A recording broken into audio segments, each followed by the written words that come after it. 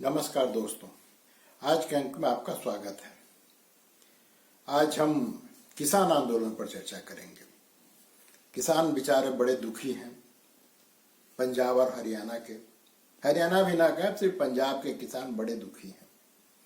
एक समय था जब अनाज उत्पादन में पंजाब का स्थान पहले नंबर हुआ करता था। आज के तारीख में वो खिसक कर 10वें नंबर पर पहुंच गए हैं, लेकिन वहां के किसान जो बड़े परेशान हैं। हमेशा आंदोलन, याद होगा अभी 2 साल पहले भी ये 3 जो फार्म्स लॉ था, जिसको एक काला कानून कहते थे, उसके खिलाफ इन्होंने करीब 1 साल तक आकर के जो है दिल्ली के बॉर्डर पर बैठे रहे। कई लोग मरे, कई वहां गैर कानूनी काम हुआ। अंततः सरकार ने, प्रधानमंत्री ने उस कानून को वापस ले लिया और ये फिर बड़े खुशी से झूमते हुए कि हमने सरकार को झुका दिया, और ये लौट कर चले गए। जो ही ये लौट के गए, उसके 2 महीने बाद ही उत्तर प्रदेश में विधानसभा का चुनाव हुआ, पंजाब में भी चुनाव हुआ, और ये इतने उत्साहित हो गए थे इसके नेता इस किसान आंदोलन के कि वो पंजाब में जाकर चुनाव में खड़े हो गए। अब उनका दुर्भाग्य देखिए कि वहां पे नोटा से भी, इनके जितने बड़े नेता थे, नोटा से भी कम इनको वोट मिला। जीतने की बात तो बहुत दूर की है। और जैसा कि इच्छाधारी जो आंदोलनकारी हैं, उन्होंने कहा कि भाई हम तो पिच बना रहे थे। किसके लिए भाई? तो सपा और कांग्रेस के लिए पिच बना रहे थे उत्तर प्रदेश में, लेकिन वो भी कोई काम नहीं आया। पिच जो सपा और कांग्रेस को मदद करना चाहिए था, वो उलट करके भाजपा को मदद कर दी और वो चुनाव में आसानी से जीत गए। तो ये तो थी किसान आंदोलन, पहली किसान आंदोलन की कहिए। अब ये फिर से शंभू बॉर्डर पर आकर टिक गए हैं। वहां पे काफी अभी उन्होंने उसको क्रूज क्षेत्र बना दिया है, शंभू बॉर्डर को। वो ट्रैक्टर, ट्रॉली, लग्जरी गाड़ियां, 6 महीने का राशन उनके अनुसार, आंदोलनकारियों के अनुसार लेकर के वहां पहुंच गए हैं। और वो दिल्ली आएंगे और फिर से यहाँ पे धरना देंगे। हालांकि शंभू बॉर्डर पे पुलिस जो अब तक उसको रोके हुए है। लेकिन दोस्तों, इनकी मांगों पे बात करें और ऐसा हो क्यों रहा है ये आंदोलन, थोड़ा सा इसकी पृष्ठभूमि में चलते हैं। अभी पिछले 2-3-4 महीनों से आप देख रहे होंगे कि छुटपुट आंदोलन कुछ ना कुछ हो रहा है। लेकिन सबसे बड़ा जो आंदोलन हो रहा है वो है राहुल गांधी जी की न्याय यात्रा। जैसा कि आपको पता ही है कि पूर्वी भारत से, मणिपुर से ये मुंबई तक की यात्रा है, पूरब से पश्चिम भारत को जोड़ने की यात्रा है। और ये न्याय यात्रा हर जगह फ्लॉप होते जा रही है, हर जगह फ्लॉप होते जा रही है। इसकी स्थिति ये है इस यात्रा की कि जहां से राहुल गांधी गुजर रहे, एक तो वहां पे सरकारें बदल जा रही है, गिर जा रही है। कुछ जगहों पे कांग्रेस को दूर करके भगा दिया जा रहा है वहां के क्षेत्रीय नेताओं के द्वारा। ये स्थिति है न्याय यात्रा की। रोड पर आप दृश्य देखेंगे तो ये गुजर रहे हैं और लोग वहां मोदी मोदी के नारे लगा रहे हैं। अरे न्याय यात्रा कांग्रेस की, मोदी को वहां पे नारा लग रहा है। तो कुल मिलाकर के ये न्याय यात्रा फ्लॉप है, और ये कांग्रेस के लिए बड़ी चिंता की बात है। कल इंडियन एक्सप्रेस में एक खबर आई थी, उसमें लिखा गया था कि इनकी असफलताओं को देखते हुए, इस न्याय यात्रा की असफलता को देखते हुए, इस न्याय यात्रा को शॉर्ट किया जा रहा है, अर्थात इसकी अवधि कम की जा रही है और ये पश्चिम यूपी वगैरह नहीं जाएंगे। तो ये तो रही न्याय यात्रा, ये पूर्णतः फ्लॉप है। पूर्णतः ये राहुल गांधी जी को लॉन्च करने के लिए एक और कांग्रेस का प्रयास था, और ये पूरी तरह फ्लॉप है। और कांग्रेस की सबसे बड़ी समस्या ये है कि न तो वो अपने संगठन पे ध्यान देता है, न अपने कार्यक्रम पे ध्यान देता है। उसका एकमात्र उद्देश्य रहता है किस तरह से अपने नेता राहुल गांधी को ठेल के ऊपर पहुंचावे, और वो हो नहीं पा रहा है। अब इसकी असफलता को कहीं तो कंपनसेट करना था।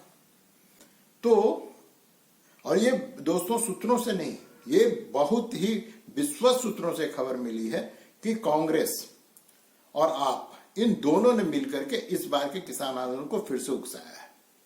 लेकिन दुर्भाग्य है इन दोनों का कि जो पहला किसान आंदोलन हुआ था 2 साल पहले 3 कृषि कानूनों के खिलाफ में, वो संयुक्त किसान मोर्चा के बैनर के तले हो रहा था। उसमें भी पूरे देश के किसान शामिल नहीं थे, वो 2.5 राज्य, पंजाब, हरियाणा और पश्चिम उत्तर प्रदेश का वो आंदोलन था। मुख्य रूप से इसमें जाट किसान शामिल थे और पंजाब के सिख इसमें शामिल थे। और रिहाना और मियाँ खलीफा जैसे बड़े बड़े सेलिब्रिटी का इस आंदोलन को समर्थन प्राप्त था। और एनआरआई, जो कैनेडियन एनआरआई, इसके बारे में दोस्तों मैं बाद में बात करूंगा, इनका पूरा समर्थन था। उन्होंने काफी फाइनेंशियल सपोर्ट किया, जो बाद में खुल के सामने आया कि किस तरह से पैसों का बंदर बाट भी हुआ था उस आंदोलन में। खूब सस्ती थी वहां पे, बॉर्डर्स पे सैलून से लेकर के बर्गर तक बढ़ता था, सब कुछ हुआ जो हुआ। तो इस बार के आंदोलन में संयुक्त किसान मोर्चा छिन्न भिन्न हो चुका है।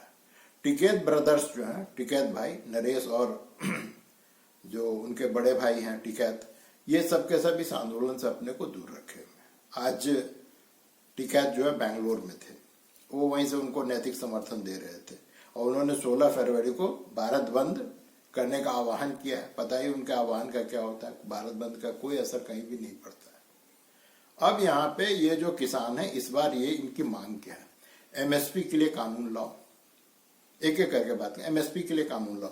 दोस्तों, आप जब किसी भी सामान को खरीदने के लिए जाते हैं किसी भी दुकान में, या कोई भी प्रोडक्ट का आप दाम उठा करके देखो, उसमें लिखा रहता है मैक्सिमम, उसको क्या बोलते हैं, एमआरपी, मैंने मैक्सिमम रिटेल प्राइस, मैंने ये जो है जो दाम उस मंग की थी, इसका मैक्सिमम रिटेल प्राइस है। अर्थात दुकानदार इससे ज्यादा कीमत पे ये सामान नहीं बेच सकता, उससे कम कीमत पे बेच सकता है। किसान के अपने प्रोडक्ट के क्या मांग कर रहे हैं? एमएसपी, मिनिमम सपोर्ट प्राइस, माने आप जितनी ज्यादा कीमत में किसान चाहे बेच सकता है, लेकिन जो सरकार एमएसपी कानून लाएगी और जो दर तय कर देगी उससे वो नीचे नहीं बेचेगा। भाई ये किस तरह का धंधा है कि माने तुम पहले तय कर दो कि भैया हम तुमसे इतनी कीमत पे लेंगे, उसके बाद हम अपनी कीमत जितने पे मेरी मर्जी होगी हम बेचेंगे। और दूसरा सबसे मुख्य चीज ये है कि ये समस्या सिर्फ पंजाब और अब इस बार तो सिर्फ पंजाब, इस बार तो हरियाणा के जो किसान है वो भी उसमें भाग नहीं ले रहे हैं, वो भी उसमें भाग नहीं ले रहे। और इस बार इनके जितने बड़े नेता हैं, जो इसका एक बहुत बड़ा नेता हुआ करता था जो बड़ा ही मोदी विरोधी है, गुरनाम सिंह चढ़ूनी, जो मोदी के नाम पे ही भड़क जाता है, वो भी इस आंदोलन में शामिल नहीं। इस बार का ये आंदोलन जो है सिर्फ पंजाब, और पंजाब में भी सभी किसान यूनियन का नहीं है, सिर्फ 2 इसमें नेता शामिल हैं। एक तो है इसमें डलेवाल और दूसरा है पंडेर। ये 2 ही नेता इस बार इसमें शामिल है और कोई इसमें शामिल नहीं है। इस बार सिर्फ और सिर्फ यही कारण है कि आप भीड़ अभी उतना नहीं देख पा रहे होंगे। और ये क्या, जब इनका मन करे मुंह उठाए ट्रैक्टर लिया चल दिए। ट्रैक्टर को इन लोगों ने इस तरह से पूरा बना लिया है मॉडिफाई करके कि उससे जैसा लगता है कि वो कहीं मैंने जो बैरिकेड होकर उसको तोड़ने के, मैंने ये युद्ध करने आ रहे हैं क्या दिल्ली? मैंने किसान ना हुए भाई, तुम जैसो दूसरे देश में युद्ध करने जा रहे हो दिल्ली। और दोस्तों, किसानों की जो अर्थव्यवस्था उसको हम थोड़ी बात कर लें। आज के तारीख में सिर्फ इस देश का 40% जनसंख्या, 40% जनसंख्या जो है वो कृषि पर निर्भर है। और इनका जो कुल घरेलू उत्पाद जिसको जीडीपी कहते हैं उसमें कितना योगदान है? 16% का। न इनको टैक्स देना पड़ता है, इनको हर तरह की सब्सिडी चाहिए, हर तरह की सब्सिडी, बिजली पे सब्सिडी, खाद पे सब्सिडी, हर चीज पे सब्सिडी चाहिए। लेकिन ये न तो टैक्स देंगे एक नया पैसा, और ये जो है हर दिन जो है कुछ ना कुछ इस तरह का। और ये सिर्फ 2, ये पंजाब और कभी हरियाणा और पश्चिम उत्तर प्रदेश का। इस बार पश्चिम उत्तर प्रदेश और हरियाणा के किसान जो मुख्य रूप से जाट हो क्यों नहीं भाग ले रहे? क्योंकि अभी कुछ दिन पहले ही जो जाट किसानों के सबसे बड़े नेता थे, बहुत बड़े नेता थे, चौधरी चरण सिंह जी, उनको भारत रत्न दिया गया है। और जो उनके पोता की पार्टी है आरएलडी, राष्ट्रीय लोक दल, वो जो अभी एनडीए में शामिल हो गई। तो यहाँ के जो किसान हैं और जाट हैं वो कोई भी इसमें अब इस बार भाग लेने को तैयार नहीं है। तो ये सिर्फ और सिर्फ पंजाब का आंदोलन बन के रह गया है। और वहीं के किसान, और ये इस ताक में है कि किसी तरह से यहाँ पे कुछ मारपीट हो, कुछ मर जाए। मर जाने पे याद आया कि इनकी दूसरी मांग, पहली मांग तो है कि एमएसपी के लिए कानून लाओ, दूसरी मांग है कि हम शहीद स्थल बनाएंगे। अरे भाई, कौन व्यक्ति तुम्हारे आंदोलन में पुलिस की गोली से मरा था जिसके लिए तुम शहीद स्थल बनाओगे? अरे कोई बीमारी से मरा, किसी को कुछ को तो तुमने खुद ही मार डाला, जिसका कोई आंकड़ा नहीं है सरकार के पास, जिसका कोई आंकड़ा नहीं है। लेकिन ये कह रहे हैं हम शहीद स्थल बनाएंगे, दिल्ली सरकार से कह रहे हैं। और ये हरियाणा सरकार से कह रहे हैं कि भाई हमको जमीन तो हम शहीद स्थल बनावेंगे, हमारे 750 किसान मर गए थे। अब इसके जिसका कोई आंकड़ा ना हो दोस्तों, उसके लिए मांग कर रहे हैं कि हमें जमीन दो तो हम जो है शहीद स्थल बनाएंगे।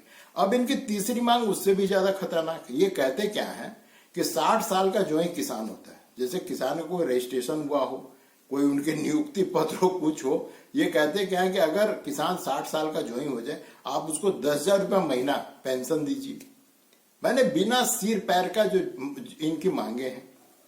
उसके आगे फिर इनका एक और मांग है जो कुछ हद तक ठीक है कि जो भी उसमें पहली बार जो आंदोलन हुआ था 2 साल पहले, तो उसमें जो लोग पकड़े गए थे और जिन पर हिंसा का कोई आरोप नहीं है, उनको छोड़ दिया जाए। चलिए, ये मांग तो न्याय संगत लगता है। और इसी तरह की मांग इन्होंने, हाँ, तो उसका चौथी एक और मांग है कि मनरेगा में जो मजदूरी का दर है वो 700 रुपया कर दिया जाए प्रतिदिन। अब बताइए कि पूरे देश में सिर्फ एक पंजाब ही है या पूरा देश है?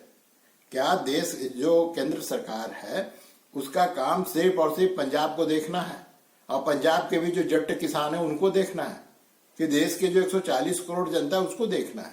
तो इनकी मांगे जो है अजीब विचित्र, जिसको आप कह सकते हैं विचित्र तरह की मांगे, जिस पर सरकार को ध्यान देना चाहिए, नहीं देना चाहिए तो सरकार जाने। अर्जुन मुंडा जो कृषि मंत्री है, अभी उन्होंने कहा कि भाई हमने इनसे 2-3 दौर की बात कर ली है।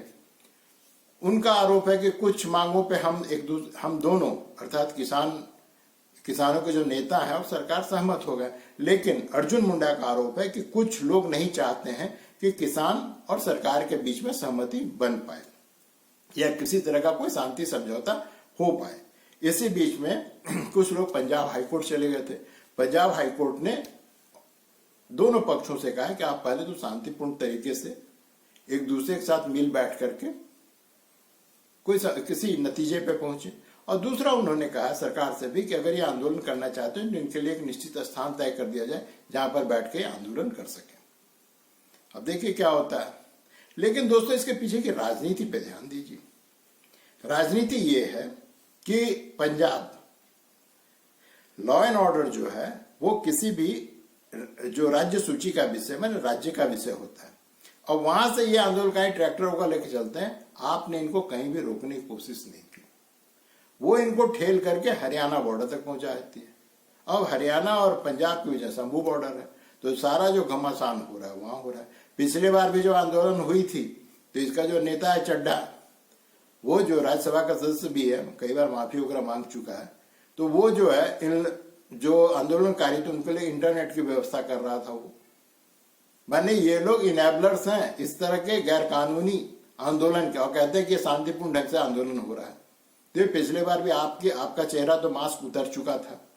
दूसरा, कांग्रेस, अब खरगे जो है जा करके, खरगे और साथ में उनके जो एक और कांग्रेस के नेता हैं, ये लोग जा करके सुरजेवाल, ये लोग जाकर कांग्रेस से बात कर रहे थे, कहे कि हमारा पूरा समर्थन है। बात यहां तक पहुंच गई कि जब मीडिया ने इन पर चढ़ाई करना चालू किया तो किसान नेताओं को कहना पड़ा कि जितना हमारे दुर्दशा के लिए अर्थात किसानों की दुर्दशा के लिए आज भाजपा जिम्मेवार है, उतना ही कांग्रेस भी जिम्मेदार है, और इनके मुंह पे कह दिया। लेकिन इनका पूरा समर्थन है। क्यों? क्योंकि इनको हर हाल में एक आंदोलन की आवश्यकता है। इनको हर हाल में तथाकथित जो तानाशाही शक्ति है उनसे लड़ना है। इनकी अपनी कोई औकात नहीं कांग्रेस की। ये अब पूरे के पूरे कांग्रेस जो किसान नेता हैं उनके ऊपर में निर्भर है। किसान नेता गवर्नमेंट को ब्लैकमेल नहीं कर रही है, वो इन छुटभइये, अब इनको छुटभइये कहना पड़ेगा कांग्रेस और आपके नेताओं को। ये इनको ब्लैकमेल कर, इनसे वसूली कर रही है। और इसका सिर्फ ये देसी पहलू ही नहीं है, इसका एक और पहलू है दोस्तों। अब कनाडा में अब उनको अब तथाकथित पंजाबी प्रवासी कहिए, खालिस्तानी कहिए या जो भी कहिए, ये कनाडा में पूरा भरे हुए हैं और इनके आंदोलन को हर बार वहां से फाइनेंशियल सपोर्ट मिलता है, किसी से छुपी हुई नहीं है। गुरपंत सिंह पन्नू जैसा आतंकवादी इन आंदोलन को सपोर्ट करता है और विदेश में फैलाता है, जिससे कि विदेशी मीडिया आज जब ये आंदोलन प्रारंभ हुआ है, जितना इसको कवरेज भारतीय मीडिया नहीं दिया, उससे ज्यादा विदेशी मीडिया, बीबीसी संस्थान, भारत विरोधी संस्थान जो है वो इसको कवरेज दे रहा है। और कांग्रेस दुखी होकर कह रही है, कांग्रेस के नेता कह रहे हैं कि देखो बीबीसी वाला तो दिखा रहा है, भारतीय समाचार माध्यम नहीं दिखा रहा है। ये स्थिति है इस आंदोलन की। तो दोस्तों, कनाडा से इनको फाइनेंशियल सपोर्ट क्यों मिलता है? जो यहां से पंजाब से उठ करके लोग जाते हैं वो कोई डिग्री होल्डर्स नहीं है, कोई पढ़े लिखे लोग नहीं है, कोई स्किल लेबरर नहीं है। वो सब ऐसे ही लफुआ जो खेत हाथ किसी तरह से कानूनी गैर कानूनी ढंग से कनाडा पहुंच जाते हैं। और वहां भी वो करते क्या है? वहां भी वो खेती किसानी का ही काम करते हैं। बड़े बड़े फार्म जो है उस पर वो मजदूरी या ट्रैक्टर चलाना जो भी वो ये करते हैं। अब वहां पे पेंच ये है कि कनाडा में दाल का बहुत ज्यादा उत्पादन होता है और उस दाल का सबसे बड़ा बाजार भारत है। तो अब जो यहाँ भारत में जो आप दाल खाते हैं उसमें से अधिकतर जो है वो कनाडा की उपज होती है। सरकार ने क्या किया कि इसको रिन्यूअल नहीं किया। ये 4-5 साल 10 साल के लिए ये दोनों देशों के बीच में समझौता है कि हम आपसे इतने दिनों में इतना दाल खरीदेंगे और इस कीमत पर खरीदेंगे। तो अभी जो बीच में कुछ घटना हुई, भारत और कनाडा के संबंध जो खराब हुए, उसके बाद में भारत सरकार ने उस डील को रिन्यूअल नहीं किया। अब कनाडा के जो बड़े बड़े किसान हैं, जो बड़े बड़े खेतिहर हैं वहां पे कनाडाई मूल के, जिनके यहाँ पंजाबी जाके काम करते हैं, ये पंजाब से उठ के जाने वाले, अब उनकी समस्या ये है कि अगर उसी स्तर पर उत्पादन करते रहेंगे, बाजार उनके पास में है नहीं, भारत ने उनसे लेना बंद कर दिया है और भारत खुद आत्मनिर्भर होना चाहता है दाल के उत्पादन पे। तो अब ये कैसे संभव है? या तो आप यहाँ के किसानों को हमेशा जो ये करने को हमेशा तैयार रहते, ट्रैक्टर लेकर तैयार है, 10 रुपया दो तो सही, ये बिकने को तैयार है, तो ये हमेशा ट्रैक्टर लेकर मौजूद है और कनाडा इनको पैसा दे रहा है कि जिस तरह से यहाँ पर जो उत्पादन है उसको प्रभावित किया जाए, यहाँ पे पूरे के पूरे जो फार्मिंग ये है उसको डिसरप्ट किया जाए, तो होगा क्या? जो आपका उत्पादन नहीं होगा तो आप कहीं ना कहीं से तो खरीदेंगे ही ना। तो फिर आप कनाडाई बाजार पे, कनाडाई जो वहां के किसान उस पर आप निर्भर हो जाए। तो पूरा का पूरा गेम इतना सिंपल नहीं है जितना दिखाई देता है कि ट्रैक्टर लेकर उठ के चले गए।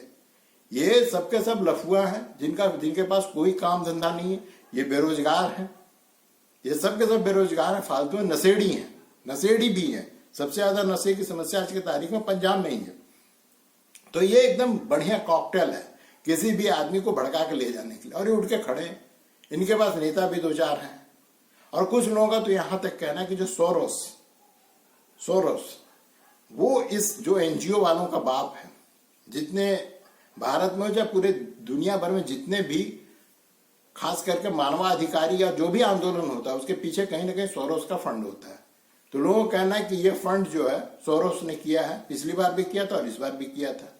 अब इसमें आग में घी डालने का काम करेंगे जो इच्छाधारी आंदोलनकारी हैं। आंदोलन किसी भी चीज के बारे में हो, मानवाधिकार के बारे में हो, बेरोजगारी के बारे में हो, महंगाई के बारे में हो, किसान का हो, स्टूडेंट का हो, ये कुछ चेहरे हैं जो आपको हर आंदोलन में दिखाई पड़ जाएंगे। इस बार भी वही इच्छाधारी आंदोलनकारी इसको बढ़ावा देंगे। फिर से 2 महीना बाद इलेक्शन भी है तो पिच बनाने की कोशिश करेंगे कांग्रेस और आप के लिए, और अन्य जो भी मोदी विरोधी पार्टियां उसके लिए पिच बनावेंगे। सफलता न इनको पहले मिली थी न इनको फिर से सफलता मिलने वाली है।